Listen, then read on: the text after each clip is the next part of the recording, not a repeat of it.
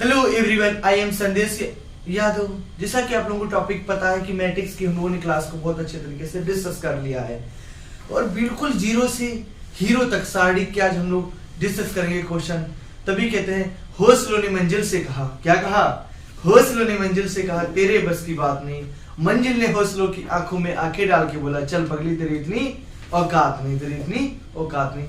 तो सारणी जैसा कि मैट्रिक्स का ही बड़ा रूप होता है, उसको सॉल्व करने के लिए आज प्रॉपर्टीज को हम डिस्कस करेंगे। बहुत अच्छे तरीके से क्वेश्चन को सॉल्व करेंगे। आप लोगों को डरना नहीं कि पेपर आपको 10 जनवरी से है, तो आज सारणी की 2-3 क्लासेस में हम लोग 2-3 दिन में सारणी को फिनिश कर देंगे। उसके बाद अपकलन और समाकलन चलेगा, तो बहुत अच्छे तरीके से हम लोग क्वेश्चन को पेपर तक आपका 90% कोर्स को प्रूव करा देंगे। यहीं से जितने हमने सिलेबस 4 चैप्टर आप लोगों को डिस्कस करा दिए हैं, फर्स्ट, सेकंड, थर्ड और इधर सारणी मैट्रिक्स हो गया है, तो इन 4 चैप्टरों से आपका 50 बहुत नंबर का पेपर आएगा। लेकिन अब सारणी चलाएंगे, उसके बाद अपकलन समाकलन, तो आप लोगों को पेपर 80 से 90% कोशिश करेंगे आपको कि पूरा सिलेबस आपके ऑनलाइन क्लासेस के माध्यम से आप लोगों को पहुंच जाए। तो सारणी होता क्या? सबसे पहले सारणी, तो सारणी की प्रॉपर्टीज क्या होती है? सबसे पहले में सारणी को जानना पड़ेगा। सारणी सबसे पहले सारणी तो हमेशा नंबर वन क्या होता है? सारणी हमेशा वर्ग में होती है। क्या नंबर वन लिखेंगे? सारणी हमेशा वर्ग में होती है। मतलब कैसे हमने समझा? या तो सारणी 2 गुणे 2 की होगी, या तो 3 गुणे 3 की होगी, या तो 4 गुणे 4 की होगी। इस तरीके से सारणी होगी। मतलब लाइन और स्तंभों की संख्या सारणी में क्या होगी? समान होगी। अब देखिए, तो नंबर 2, एक सारणी की पहचान हो गई। दूसरा सारणी की पहचान करते हैं, इसमें लाइन सीधी होगी। मैट्रिक्स में ऐसी लाइन थी, लेकिन सारणी में कैसी लाइन होगी? सीधी लाइन होगी। नंबर 2 पॉइंट तो ए डिस्कस होगा। नंबर 3, सारणी की 2 की सारणी की ट्रिक क्या होती है? 2 की सारणी की प्लस माइनस माइनस प्लस, क्या? फिर से देखो, प्लस माइनस माइनस प्लस, एक इसके 2 की सारणी की ट्रिक है। और 3 की सारणी की ट्रिक क्या होती है? 3 की सारणी की बहुत अच्छे थे। क्या था? एक था राजा, उसकी कितनी थी? 4 तो पत्नियां थी। एक राजा की 4 पत्नी थी। एक था राजा, उसकी 4 पत्नियां थी और चारों की क्या थी? 4 संतानें थी। एक था राजा, उसकी 4 पत्नियां थी, चारों की 4 संतानें थी। इस तरीके से आप लोग आंसर करते हैं। या plus minus plus minus plus minus plus, तो सबसे बड़ी चारों कोनों में प्लस, बीच में प्लस, बाकी सब माइनस। आपको जिस तरीके से सॉल्व करना सॉल्व कर सकते हैं। राजा रानी, एक लड़का था, उसकी 4 गर्लफ्रेंड थी। एक लड़का था, उसकी 4 गर्लफ्रेंड थी और चारों गर्लफ्रेंड के 4 एक्स बॉयफ्रेंड थे। इस तरीके से आप याद कर सकते हो। वो तो आपको मजाक के तरीके से आप लोग याद कर सकते हो। अब हमें 2 की, अगर सारणी पे कोई क्वेश्चन आ जाए निकालने के लिए, तो कैसे निकालते हैं? अब इसकी प्रॉपर्टीज भी आगे हम डिस्कस करेंगे रखे। और 2 की सारणी पे मान लो कोई क्वेश्चन हो गया, हम लिखे 2 की सारणी का, तो आपको कैसे डिस्कस करना है? अगर हम फार्मूले से डिस्कस करें, इसको मानेंगे A1 A2 B1 B2, तो फार्मूला क्या बनेगा? A1 B2 minus A2 B1। तो A1 कितना हमारे पास है? 3 और B2 कितना? 4 माइनस A2 हमारे पास कितना? 4 और B1 कितना? 8। तो 4 के यहाँ 12, 8 से खूब 32 माइनस के 20। इस तरीके से बनना क्या? आप इसकी मल्टीप्लाई करोगे और इसकी मल्टीप्लाई करो, बीच में माइनस लगा दोगे। फार्मूले की कहीं जरूरत नहीं, बस आपको फार्मूले डिस्कस कराने के जरिए हम लोग क्वेश्चन पे आएंगे। उसके बाद हम लोग क्या करें? प्रॉपर्टीज पे डिस्कस करेंगे। प्रॉपर्टीज क्या क्या होती है? प्रॉपर्टीज डिस्कस करने के बाद हम लोग क्या क्वेश्चन पे आएंगे और क्वेश्चन को कैसे ही निकाला जा सकता है। सबसे इंपॉर्टेंट ये दोनों सारणी की जो ट्रिक है, ये आपको बहुत जरूरी याद होनी चाहिए। और आप इनको नहीं याद करोगे तो आपसे कोई भी क्वेश्चन सॉल्व नहीं होगा। अब यहाँ से क्वेश्चन जो परिभाषाएं आती हैं 2-2 नंबर की, पहले हम उनको डिस्कस कर लेंगे। उसके बाद हम प्रॉपर्टीज को डिस्कस करेंगे। उसके बाद हम लोग एग्जाम्पल आएंगे। तो इसको हम रेजर करेंगे, स्क्रीनशॉट ले लो। ये दिखने में बहुत छोटी चीज है, लेकिन बहुत मेन पॉइंट है।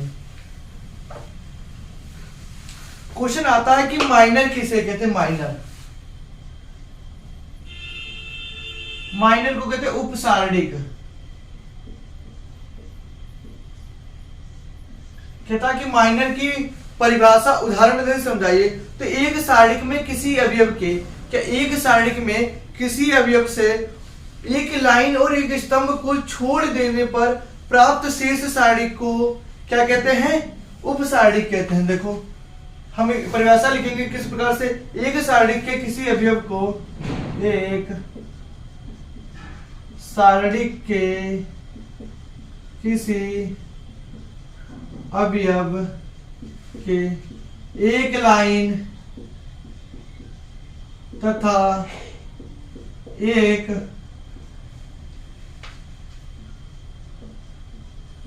स्तंभ को छोड़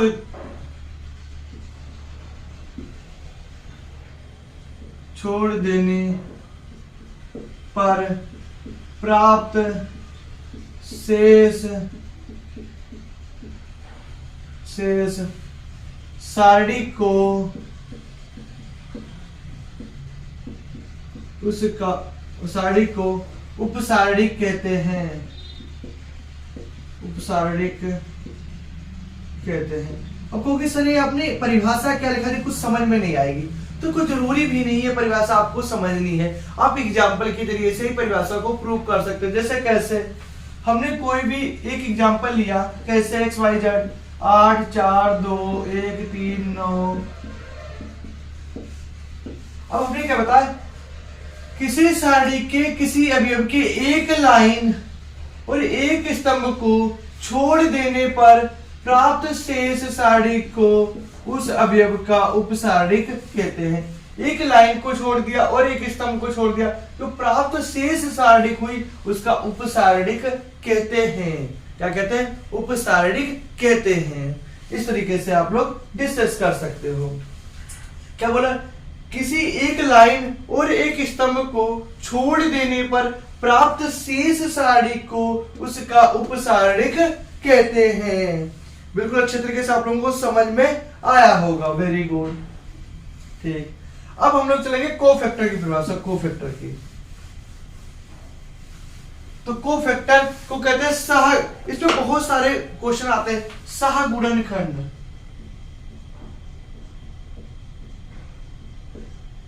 मतलब कोफैक्टर। तो देखना कोफैक्टर को क्या कहते हैं, थोड़ी सी कठिन है कि एक सारणी में किसी अवयव के पॉजिटिव या निगेटिव, एक सारणी में किसी अवयव के पॉजिटिव या निगेटिव उपसारणी को उस अवयव का कोफैक्टर कहते हैं। तो लिखेंगे एक सारणी में, एक सारणी में किसी अवयव के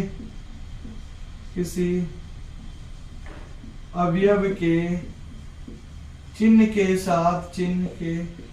साथ पॉजिटिव या निगेटिव, धनात्मक या ऋणात्मक उपसारणी को, अभी आप लोगों को बता दें उपसारणी को, उपसारणी तो आप लोगों को बता दें क्या कहते हैं उपसारणी को। क्या मतलब एक सारणी में किसी अवयव के चिन्ह के साथ प्लस या माइनस को उस अवयव का, सारणी को उस अवयव का कोफैक्टर कहते हैं। अभी आपको एग्जांपल के जरिए इसको कहते हैं, इसका एक फार्मूला होता है। फार्मूला बोलो किस गुणनखंड का फार्मूला, वो इस पेपर में आ चुका है वाला फार्मूला। तो -1 रो प्लस कॉलम इंटू माइनर।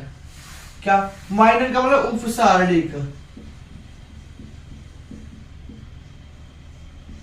क्या बोला, एक सारणिक में किसी अवयव चिन्ह के साथ प्लस या माइनस उपसारणिक को उस अवयव का कोफैक्टर कहते हैं। ये वेरी वेरी इंपॉर्टेंट फार्मूला होता है, जहां पे R का मतलब होता है रो मतलब लाइन, C का मतलब होता है कॉलम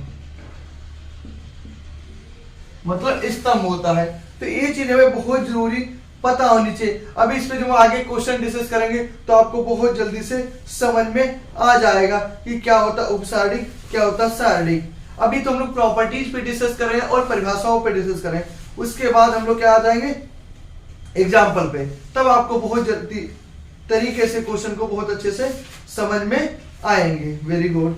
अब हम लोग क्या प्रॉपर्टीज को डिस्कस करेंगे, किसका, प्रॉपर्टीज को डिस्कस करेंगे। ये कोफैक्टर और माइनर की परिभाषा बहुत इंपॉर्टेंट है, कोफैक्टर का फार्मूला बहुत आता है। और प्रॉपर्टीज क्या चेंज करेंगे, इसको पर हम रेजर करेंगे प्रॉपर्टीज। अगर हमको प्रॉपर्टीज नहीं समझ में आएंगी तो हम लोग क्वेश्चन को डिस्कस नहीं कर पाएंगे। Properties of determinant, properties of determinant,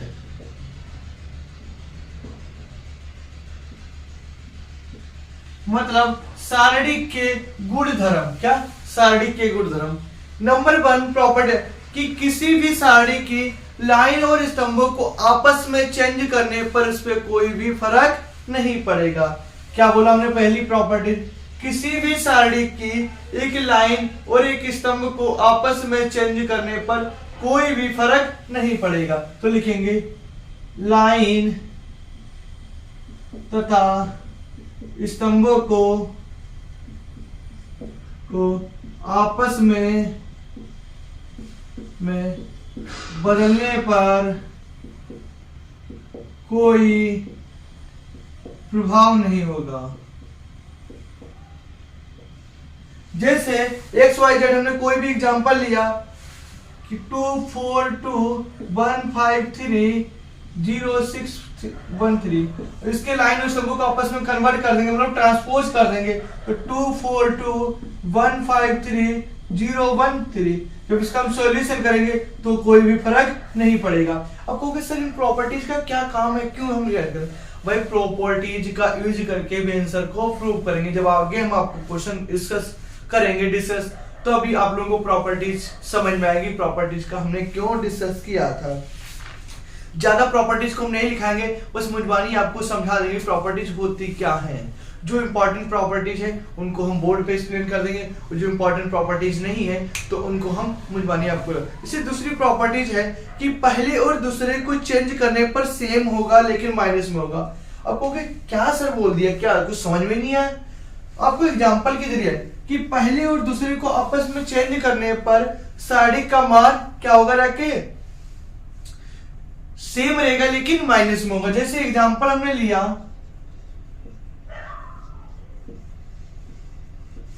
हमने कहा पहले और दूसरे को आपस में क्या करेंगे, चेंज कर देंगे। 9 2 2 3 1 4 3 1 4। अब हमने क्या किया, आपस में ट्रांसपोज कर दिया, लेकिन आंसर तो सेम आएगा लेकिन किस में आएगा, माइनस में आएगा। एक दूसरी प्रॉपर्टीज नंबर 2 हो गया। अब दूसरा क्या है, ये सबसे इंपॉर्टेंट प्रॉपर्टीज है। यदि किसी सारणी की, लिखाई देते हैं आप लोगों को जिससे आपको ज्यादा समझ में आएगा।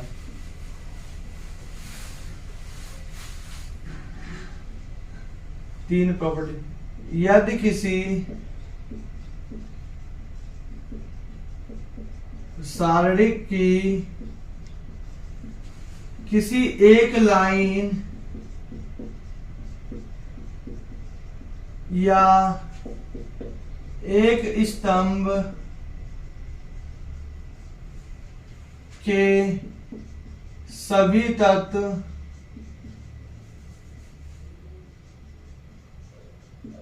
तत्व शून्य है तो उसका मान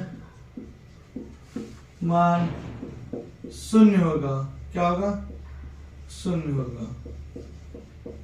क्या बोला, यदि किसी सारणी के किसी एक लाइन या एक स्तंभ के सभी तत्व शून्य है तो उसका मान भी क्या होगा, शून्य होगा। Very good. दूसरा हमें एक चीज और हम आपको प्रॉपर्टीज के जरिए से डिस्कस करा रहे हैं। अगली प्रॉपर्टीज है, यदि किसी सारणी में किसी अचर संख्या से, मतलब हम कोई सारणी खाएं, हमें क्या किया जाए, कोई x की गुणा कर दी जाए या x को जोड़ दिया जाए, फिर उसको एक साइड में हटा दिया जाए तो उससे सारणी पे कोई भी प्रभाव नहीं पड़ेगा। क्या बोला, यदि कोई शारीरिक है, मान लो हम क्या कोई शारीरिक है, हमें कोई एक इंसान कोई जुड़ जाके फिर उसको हम साइड में निकाल हटा देना के, तो हमारे ऊपर कोई भी प्रभाव नहीं पड़ेगा। क्या बताया फिर से एक बार, कोई शारीरिक है उसमें या तो कुछ जोड़ दो या घटा दो या मल्टीप्लाई कर दो या डिवाइड कर दो, उससे कोई भी फर्क शारीरिक पे नहीं पड़ेगा। ओके, अगली प्रॉपर्टी, यदि दो संख्याएं, जैसे अगली प्रॉपर्टी हम लिखेंगे, यदि दो संख्याएं योग में है, क्या बोला, यदि दो संख्याएं योग में है तो उनको अलग अलग भी हम लिख सकते हैं। क्या करते हैं, अलग अलग भी लिख सकते हैं। जैसे एग्जांपल के जरिए समझो, ये प्रॉपर्टीज एक में जुड़ी है तो इनको हम अलग अलग भी लिख सकते हैं। जैसे कैसे 5 2 3 1 2 1 1 3 4। अब इसको अलग अलग लिखेंगे, 4 1 1 1 2 1 1 3 4। इस तरीके से भी हम लोग क्वेश्चन को सॉल्व कर सकते हैं। एक तो ये अलग प्रॉपर्टी। दूसरी प्रॉपर्टी सबसे बहुत इंपॉर्टेंट है, क्या,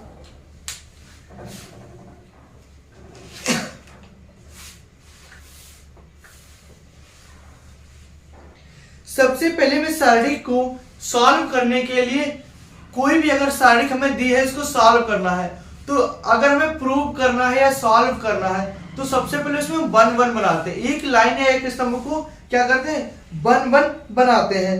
उसके बाद हम लोग क्या करते हैं, उसमें R1 R2 से एक को माइनस कर देते हैं, उसके बाद हम सॉल्व कर सकते हैं। कि तो सर ये तो चीज हमें समझ में नहीं आ रही, क्या है, आपको समझ में आएगी, अभी नहीं आएगी, हम क्वेश्चन को सॉल्व करेंगे। अब हमारी प्रॉपर्टीज सभी तो हम लोगों ने डिस्कस कर ली है। अब हम लोग किस पे आएंगे, अपने क्वेश्चन पे आएंगे और क्वेश्चन को सॉल्व करेंगे।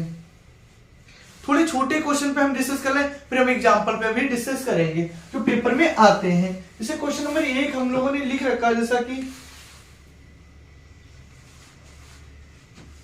x, y 2, 4, तो x, y के मान बताओ, पहला क्वेश्चन हो गया। ठीक, अब वो सिंपल है, हम क्या करते हैं, इसकी इसमें गुणा करेंगे तो 4 मल्टीप्लाई x, बीच में क्या लगता है माइनस 2 मल्टीप्लाई y। अब देखो माइनस का तरह के प्लस का, 4 multiply x is equal to 2 multiply y, 2 1 कम 2, तो कितना 2x बराबर 1y। अब ये हमें पता है इसके सामने की वैल्यू 1, इसके सामने, तो x की वैल्यू कितनी आ गई 1, y की वैल्यू कितनी आ गई 2। अगर इसने रेशियो का चैप्टर पढ़ा तो आपको उसको बहुत जल्दी से समझ में आया होगा कि 1 क्यों आया, क्योंकि इसके सामने की वैल्यू है 1, इसीलिए उसका आंसर 1 आया। तो एक क्वेश्चन हो गया। दूसरा क्वेश्चन, जैसे हम अपने पास से कोई भी XYZ हम डिस्कस कर सकते हैं। जैसे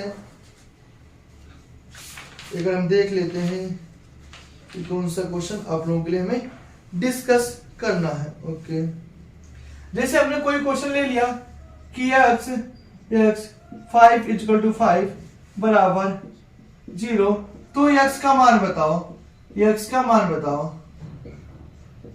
अब आपको 4 ऑप्शन देते हैं।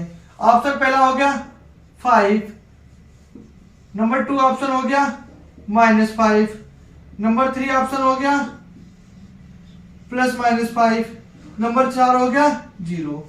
तो देखना आप लोग क्या करोगे, कमेंट करके हमें बताना क्या आएगा। हम आपको तब इसके अंदर गुणा करेंगे तो x² x multiply x minus के 25, माइनस का तरह के प्लस का x² बराबर 25, स्क्वायर हटाएंगे तो √x बराबर √25, और √25 का हटाएंगे तो +-5। तो बच्चे जो होशियार बनते वो क्या करते, पहला ऑप्शन दिखा के ये वाला टिक, सर हम तो क्वेश्चन सही करके आए हैं, और बाद में क्या आया, नतीजा ठुल्लू आया, 0 आया। तो जब भी रूट की वैल्यू होती वो दोनों होती +-5 होती। तो इसको भी बहुत अच्छे तरीके से हम लोगों ने सॉल्व कर लिया। अब हम लोग किताब के एग्जाम्पल पे आएंगे और उसको सॉल्व करेंगे, जो भी हमारे पास एग्जाम्पल दिए हैं, और उसको कैसे हमें सॉल्व करना है। तो अरे अब तो क्लास को लाइक कर दो यार, इतनी मेहनत आपके लिए जब हम कर रहे हैं। अब हमारे पास क्वेश्चन है पहला, तो आप लोग क्लास को जल्दी से जल्दी अपने दोस्तों के पास शेयर करते रहिए और बताते रहिए हम लोगों की क्लास कैसी लग रही है। और आप लोग ज्यादा भटकने की कोशिश मत करो कि उससे पढ़ लें उससे पढ़ लें उससे पढ़ लें। जितना पढ़ा रहे इतना काफी है, और पेपर तक हम बहुत चीजें आप लोगों के साथ डिस्कस कर देंगे। रखें अभी थोड़ा टाइम कम मिलने की वजह से आप लोगों की क्लासेस ज्यादा प्रोवाइड नहीं हो पा रहे हैं आप लोगों के लिए, लेकिन कोशिश करते हैं क्योंकि थोड़ी टेक्निकल प्रॉब्लम आ जाती है, इसकी वजह से क्लासेस नहीं हो पा रही हैं। आशा करेंगे आप लोगों को जल्दी से जल्दी क्लासेस प्राप्त हो जाए। तो देखो सारणी का एग्जांपल नंबर 1 हम लोग डिस्कस करेंगे। तो बहुत अच्छे तरीके से हमने अभी आपको प्रॉपर्टीज बताया, क्या plus minus plus, minus plus minus, minus plus minus. अब यहाँ तो आप क्या करो, किसी एक लाइन के अकॉर्डिंग सॉल्व कर दो, क्या किसी एक लाइन के अकॉर्डिंग सॉल्व कर लो, या तो किसी एक कॉलम के अकॉर्डिंग सॉल्व कर लो। ये वाला रूल आपको जरूर याद होना चाहिए। तो 6 प्लस 6 हमारे पास किसका 6। अब देखना जब हमने 6 को लिया, हमने इसको बताया, इसको छोड़ेंगे और इसको छोड़ेंगे, इसको छोड़ेंगे और इसको छोड़ेंगे, तो 0 7 3 4। अब क्या हमारे पास माइनस है तो माइनस लगाएंगे, 4 को लिया, जब इसको लिया इसको छोड़ेंगे और इसको छोड़ेंगे, इसको छोड़ेंगे और इसको छोड़ेंगे, इसको छोड़ेंगे और इसको छोड़ेंगे, तो 4 7 5 4। अब क्या हमारे पास प्लस है तो प्लस लगाएंगे 2, हमने 2 को लिया, इसको छोड़ेंगे और इसको छोड़ेंगे, तो 4 0 5 3। अब सॉल्व कर देंगे, 0 की 4 में गुणा की वो 0, तो 7 या 21। अब देखना हम थोड़ा बढ़ाएंगे इसको, 0 मल्टीप्लाई 4 माइनस 7 या 21 माइनस के 4 4 चुकू 16 5 तो 35 प्लस 2 4 दिया 12 और 5 गुणे 0। ठीक, अब देख लो 0 हो गया, 21 छक्का हो गया 126, इसके माइनस के 126, 35 में से 16 गए, कितने बचे जाके, अगर 35 माइनस 16, 15 में से 6 गए 9, 2 में से गया 19, कहते 19, और माइनस और माइनस प्लस प्लस 19 चक्कू 76, 12 दूनी 24। तो डिस्कस कर लेंगे, 6 और 4 10 का 0, 7 दोनों 1 10 100, और प्लस के माइनस के 126, तो कितने आ गए माइनस के 26, कितने आ गए माइनस के 26। ये क्या गया हमारे पास सारणी का वैल्यू आ गया, कितने आ गए हमारे पास माइनस के 26। ओके,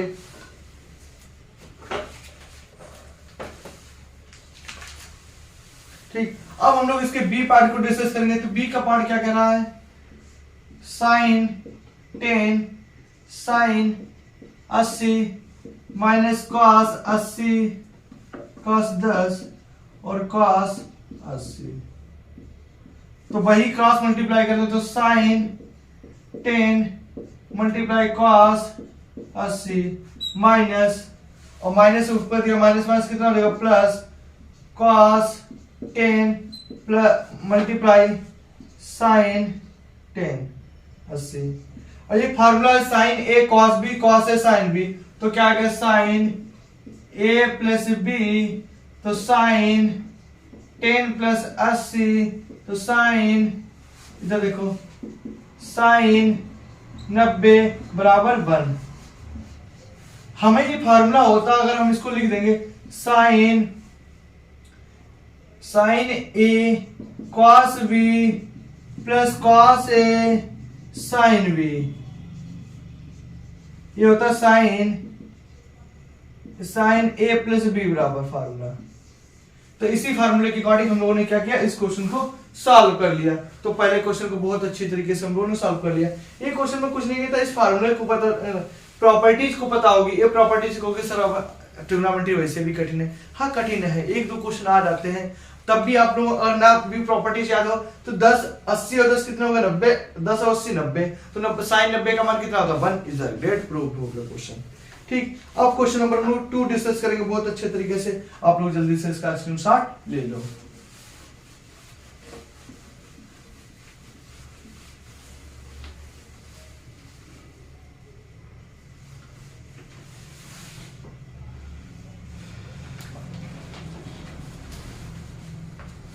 क्वेश्चन नंबर 2 हमारा एग्जांपल क्या कह रहा है कि सारणी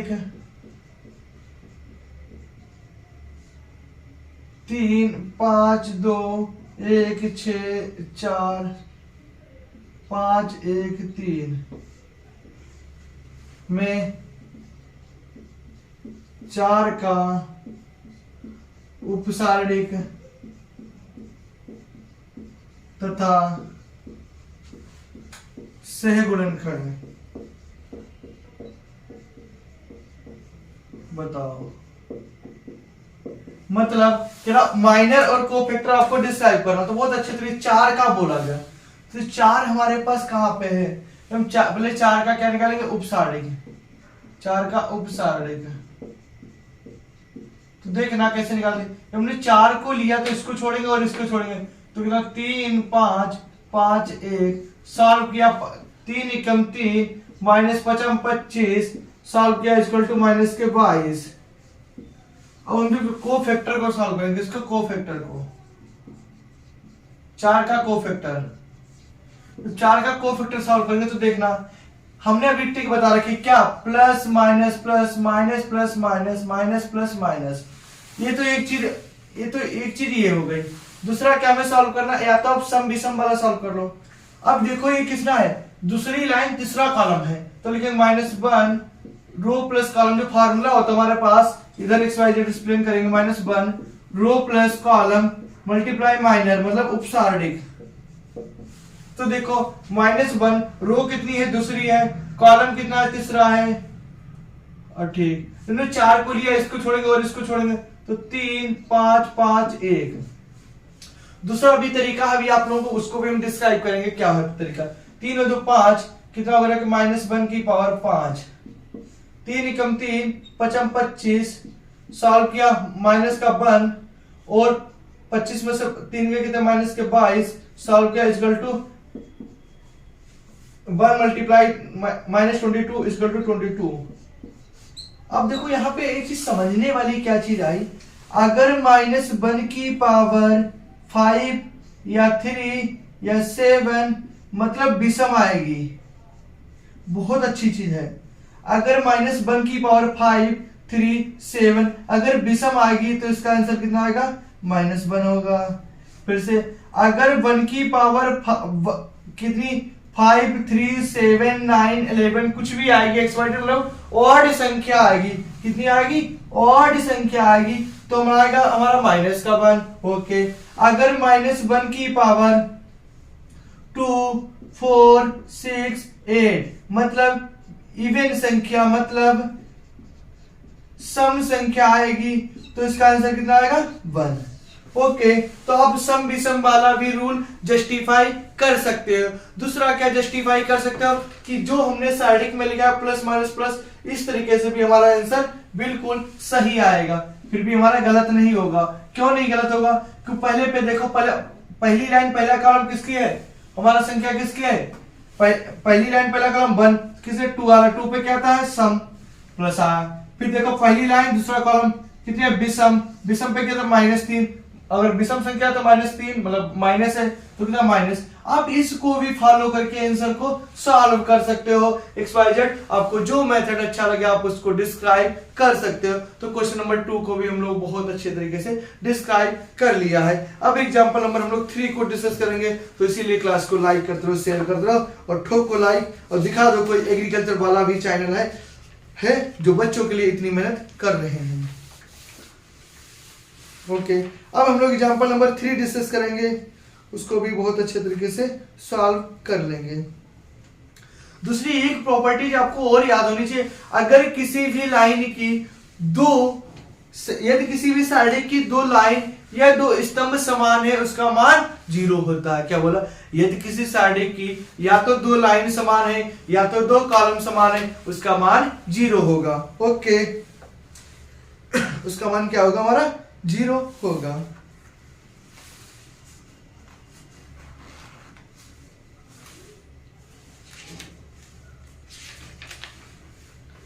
अब हम लोग एग्जांपल नंबर अगला डिस्कस करेंगे। जो में एग्जांपल नंबर इंपॉर्टेंट लगते हैं समझाने वाले उन्हीं को डिस्कस करेंगे, आलतू फालतू को नहीं कि कोई भी एग्जांपल लग दिया कि सर सॉल्व करा दो, मुझे क्या सॉल्व करा देंगे, लेकिन हमारे जब काम के ना हो तो उसको नो प्रॉब्लम। ओके, अब एग्जांपल नंबर अगला है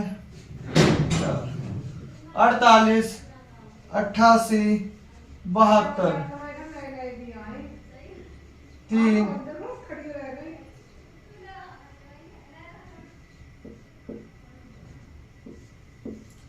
का मान बताओ।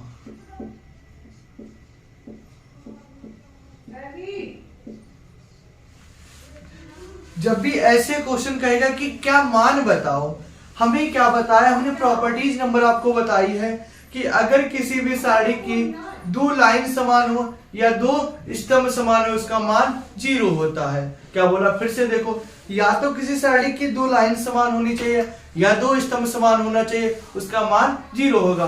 तो हम जब भी ऐसी प्रॉपर्टीज दी होगी तो कुछ ना कुछ इसमें हमें हिंट दे देती है। क्या, आप क्वेश्चन को अगर लाइन से मल्टीप्लाई करके देखोगे तो क्या होगा, तो कुछ ना कुछ आपको प्रॉब्लम दिखेगी। जैसे 48 को हम क्या लिख देते हैं, 6 मल्टीप्लाई 8। 88 को हम 11 मल्टीप्लाई 8, इसको हम 9 मल्टीप्लाई 8 और 3 5 6 6 11 9। अब यहां से 8 तीनों में क्या ले लेंगे, कॉमन ले लेंगे, तो 6 11 9 3 5 6 6 11 9। हमने देखा किसी भी साड़ी की दो लाइन समान है या दो स्तंभ समान है उसका मान 0 होता है। तो 8 multiply 0 equal to 0 is the correct answer. Okay, note करो। अब हम लोग क्वेश्चन नंबर अगला डिस्कस करेंगे जो बहुत इंपॉर्टेंट है, पाइप नंबर का एग्जाम्पल। पिछली बार 2021 में प्रीवियस ईयर के पेपर में 25 नंबर में आया हुआ था। तब कहोगे सर 25 नंबर में भी आता है। अरे हाँ, देखो, क्योंकि वहां पे कोविड चल रहा था तो कोविड की वजह से आपको 25 नंबर का क्वेश्चन आया हुआ था। ओके, तो हम लोग उदाहरण नंबर 5 डिस्कस करेंगे।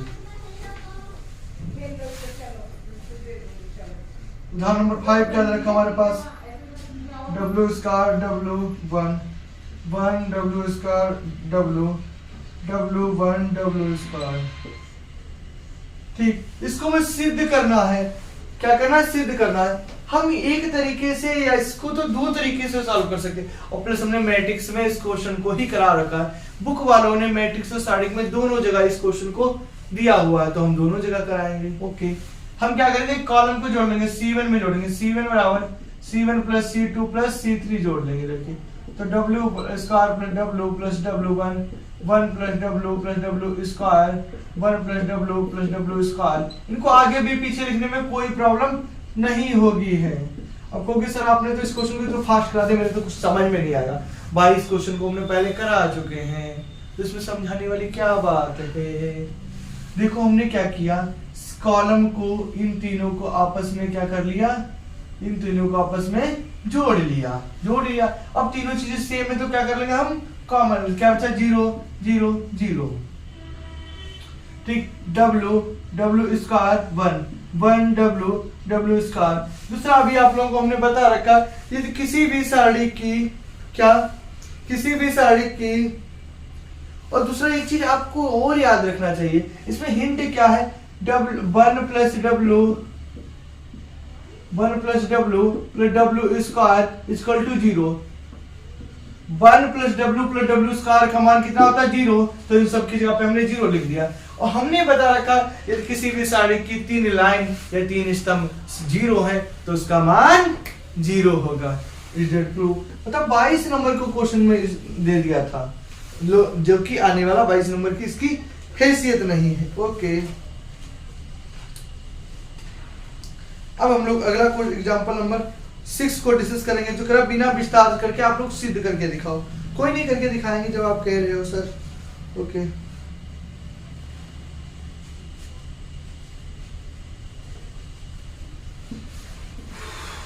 तो देखो example number 6।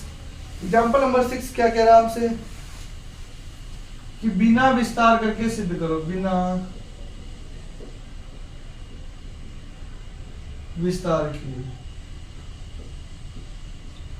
0y minus z minus y 0x z minus x 0।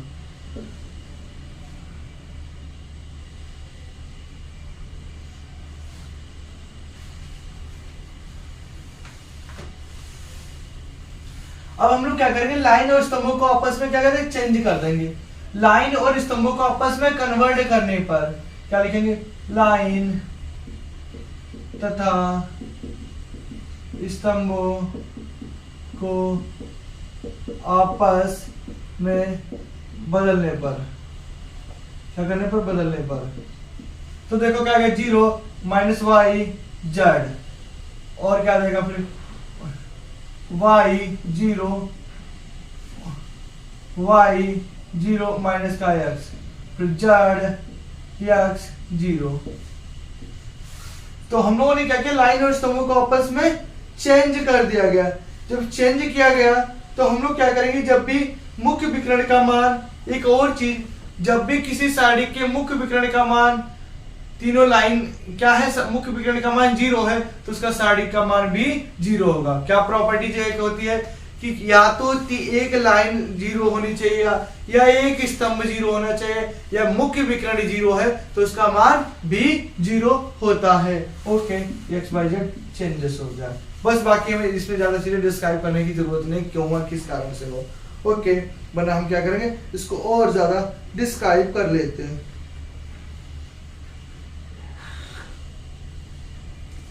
अब हम लोग उदाहरण नंबर 7 को डिस्कस करेंगे।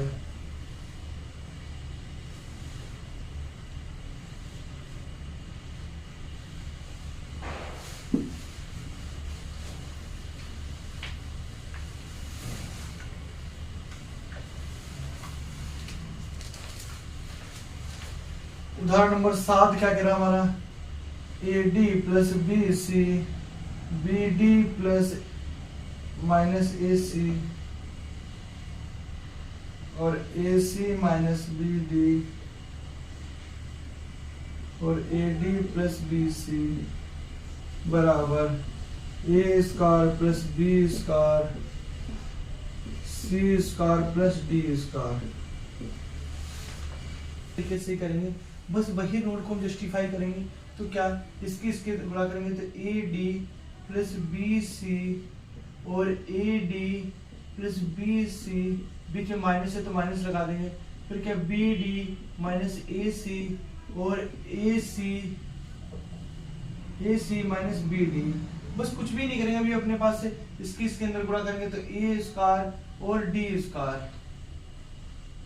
और फिर इसके अंदर करेंगे तो ABCD, फिर इसके लिए करेंगे तो प्लस ABCD, अब इससे करेंगे तो plus B square C square, अब माइनस चल ही रहा है तो माइनस, अब इसके साथ करेंगे तो ABCD, अब इसके साथ करेंगे तो माइनस B स्क्वायर और D स्क्वायर, अब इसके साथ करेंगे तो माइनस A स्क्वायर और C स्क्वायर, इसके साथ गुणा करेंगे तो कितना हो जाएगा हमारे पास में, minus minus plus A square ABCD। ठीक, ओके।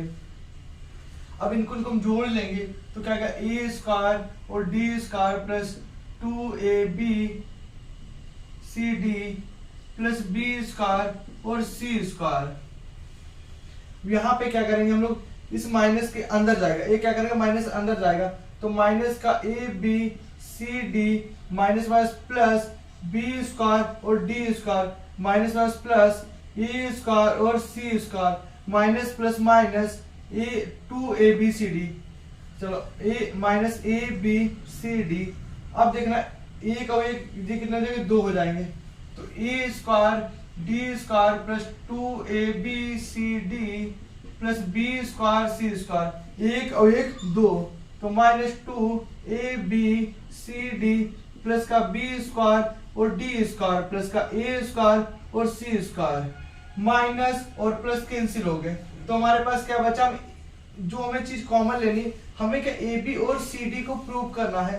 तो हम क्या कर सकते हैं, AB और CD को प्रूव करने के लिए हम क्या करें, AD और AC, पहले हमारे पास जो चीज बची है इसको लिखेंगे, A स्क्वायर और D square plus B square और C square plus B square और D square plus A square और C स्क्वायर।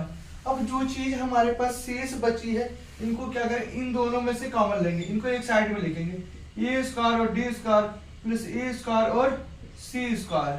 अब इन दोनों को एक साथ लिख लेंगे, प्लस बी स्क्वायर और सी स्क्वायर प्लस बी स्क्वायर और डी स्क्वायर। अब कहोगे सर आपने एक साथ क्यों लिया, भाई हम इन दोनों में से कॉमन लेना है, तो ए स्क्वायर कॉमन ले लिया, क्या बचा D square plus C square. यहाँ पे क्या है बी स्क्वायर सामान, तो बी स्क्वायर कॉमन ले लिया, सी स्क्वायर प्लस डी स्क्वायर बचा जाके हमारे पास में चीजें बची जाते हैं। अब जो चीजें हमारे पास बची जाके हैं उनको क्या करेंगे हम साइड में लिख देंगे, ये मल्टीप्लाई का इधर को हम ले आएंगे जाके तो हमारे पास क्या हो जाएगी जीरो हो जाएगी। बचा क्या हमारे पास में डी स्क्वायर और क्या बचा हमारे पास में सी स्क्वायर बचा जाते हैं। ठीक, अब हम लोग क्या करेंगे ए स्क्वायर और बी स्क्वायर इन दोनों में से एक को लिख लेंगे, ए स्क्वायर प्लस बी स्क्वायर। ठीक, अब ये दोनों के सेम है तो हमें पता द्विघात समीकरण पढ़ते हैं तो एक ही चीज को लिखते हैं, D square plus C square. Is it proof. अब जिस बच्चे को ना समझ में आया है तो आप उसको एक बार फिर से समझा रहे हैं, बहुत अच्छे तरीके से समझा रहे। सबसे पहले हम लोगों ने क्या किया, इसके साथ मल्टीप्लाई की ए स्क्वायर और डी स्क्वायर बचा, इसके साथ मल्टीप्लाई तो ए बी सी डी हो गया, फिर बी सी और ए डी की रखी ए बी सी डी हो गया, फिर बी स्क्वायर और सी स्क्वायर ए स्टेप सॉल्व कर लिया, माइनस का माइनस रख दिया, फिर हम लोगों ने क्या किया बी डी की ए सी के साथ की रखी तो ए बी सी डी हो गया हमारे पास, फिर क्या बी डी की बी डी माइनस और प्लस माइनस हो गया कि बी स्क्वायर डी स्क्वायर, फिर minus plus minus A square C square, minus और minus plus A B C D हो गया रखे। ओके, फिर हम लोगों ने क्या किया एबीसीडी 2 एबीसीडी लिख दिया रखे, इसको सेम रखा रखे, इस माइनस के अंदर गुणा कर दी तो minus ABCD minus minus plus B square D square minus minus plus A square plus B square और माइनस प्लस माइनस एबीसीडी और एबीसीडी को हमने क्या पास में लिख लिया सेम, प्लस का एबीसीडी माइनस का 2 कैंसिल हो गया रखे। फिर हमने जो चीज शेष बची इसको ए स्क्वायर और डी स्क्वायर और बी स्क्वायर सी स्क्वायर, फिर बी स्क्वायर और डी स्क्वायर ए सी स्क्वायर। फिर हम लोगों ने क्या किया, हमें चीजें कॉमन लेनी थी, हमें क्या प्रूफ करना था, तो हमने एडी वाली चीजें एडी और एसी को हम लोगों के पास में लिख लिया, इस टर्म को हमने एक पास लिख लिया, इस टर्म को हमने एक पास में लिख लिया, एडी और एसी को एक पास में, बीडी और बीडी को बीसी एक साथ में। यहाँ पे इसे ए कॉमन है, कॉमन लिया, क्या बचा D square plus C square बचा, यहाँ पे बी कॉमन है, बी को कॉमन है, सी स्क्वायर प्लस डी स्क्वायर बचा। और हम द्विघात समीकरण पढ़ते हैं D square C square C square D square मतलब सेम है तो इन दोनों को एक ही बार लिखा रहता है, यहाँ पे लिख लिया, A square plus D B square यहाँ पे लिख दिया। It get prove. हम लोगों ने 7 नंबर का क्वेश्चन को बहुत अच्छे तरीके से सॉल्व कर लिया है। अब हम लोग 8 नंबर के क्वेश्चन को डिस्कस करेंगे। ओके,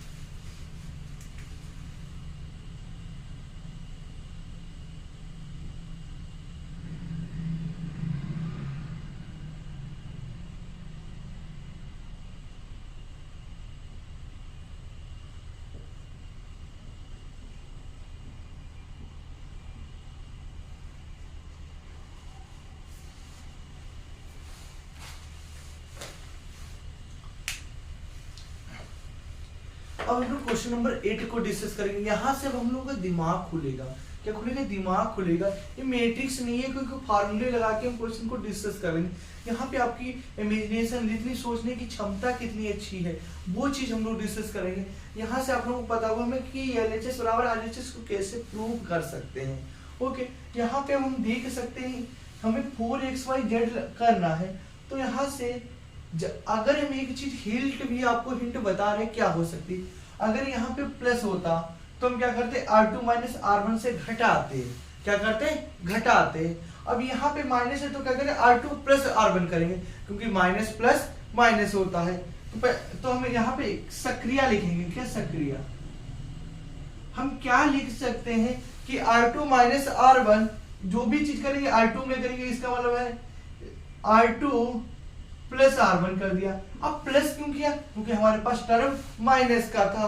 ओके, दूसरा हम लोगों ने क्या करना है, R3 बराबर R3 और प्लस R1। अब कहोगे सर R1 में ही क्यों कर रहे हो, R1 में ही क्यों कर रहे हो? क्योंकि भाई R1 अकेला प्लस का, बाकी दोनों माइनस के हैं। क्योंकि देखो अगर हम R2 R3 जोड़ते हैं तो क्या हो जाता है, हमारा माइनस में प्लस हो जाता है, कुछ भी हमें नहीं मिलता जो में, क्योंकि हमें एक्चुअल में जीरो फाइंड करना है। तो देखो अब देखना R2 प्लस R1, इसको ये तो ऊपर वाला सेम रहेगा, ऊपर वाला क्या रहेगा हमारा, सेम रहेगा। अब हमने x में से x को घटाया, क्या बचा, जीरो। x में से x को घटाया, क्या बचा, जीरो। Very good. ऊपर वाला y से y को हमने जोड़ा, क्या हो गया, 2y और माइनस प्लस जीरो, क्या हो गया, जीरो हो गया। z का सेम रहेगा, z और z जोड़ा कितना हो गया, z स्क्वायर हो गया रखे, और फिर से z और z को जोड़ा, z स्क्वायर हो गया रखे। Very good. अब एक चीज हम लोगों ने सॉल्व कर ली, क्या हो गया, हम लोग जोड़ रहे हैं ना, तो 2z होगा, स्क्वायर में 2z होगा। अब इस जीरो की फाइंड हम कर ही नहीं सकते, जब भी दो लाइन जीरो है तो उसका सॉल्व करने का कोई जरूरत नहीं है। यहाँ पे क्या दो लाइन है, जीरो है, क्योंकि इसको सॉल्व करने सर जीरो ही आएगा। खाली ओनली एक्स के अकॉर्डिंग करेंगे, तो एक्स के अकॉर्डिंग सॉल्व करेंगे, इसको छोड़ेंगे और इसको छोड़ेंगे, इसको छोड़ेंगे और इसको छोड़ेंगे, तो क्या बचा, 2y 2z 2z। अब देखो इसकी संख्या से इससे गुणा करेंगे, वो संख्या तो जीरो हो जाएगी, तो क्या बचा, ये एक्स 2 दूनी 4 y z, इसकी गुणा कर दे कितना, 4 x y z। ये प्रूव्ड आंसर। आपको समझ में बहुत अच्छे तरीके से आशा करते हैं, बहुत सिंपल तरीके से। बस आपको यहाँ पे समझ में कौन चीज नहीं आई होगी, समझ में वो चीज नहीं आई होगी कि सर ने सक्रिय कैसे रहा, दिमाग घुमा दिया। अरे दिमाग घुमाने की बात नहीं है, जादू दिखाने की बात है। कैसे कि हमें दिमाग लगाना था कि यहाँ पे माइनस और प्लस, क्या है, माइनस और प्लस। अगर दोनों चीजें हमारे पास क्या होती, प्लस की होती, क्या होती, प्लस की होती, इमेजिनेशन कर सकते हैं, तो हम क्या करते, माइनस तो घटाते, क्या करते, घटाते। समझने वाली चीज समझ दिमाग लगा के कमेंट में। यहाँ पे अगर माइनस होता, प्लस होता, तो हम लोग क्या करते, घटाते। हमने देखा यहाँ पे माइनस है तो क्या करते, जोड़ दिया, क्योंकि माइनस प्लस माइनस होता है। तो कुछ नंबर आपको भी बहुत अच्छे तरीके से हम लोगों ने एक्सप्लेन कर लिया है। अब एग्जांपल नंबर हम लोग 9 पे डिस्कस करेंगे, वो भी बिल्कुल सेम इसी की तरीके से, तो उसको भी हम लोग फाइंड कर लेंगे।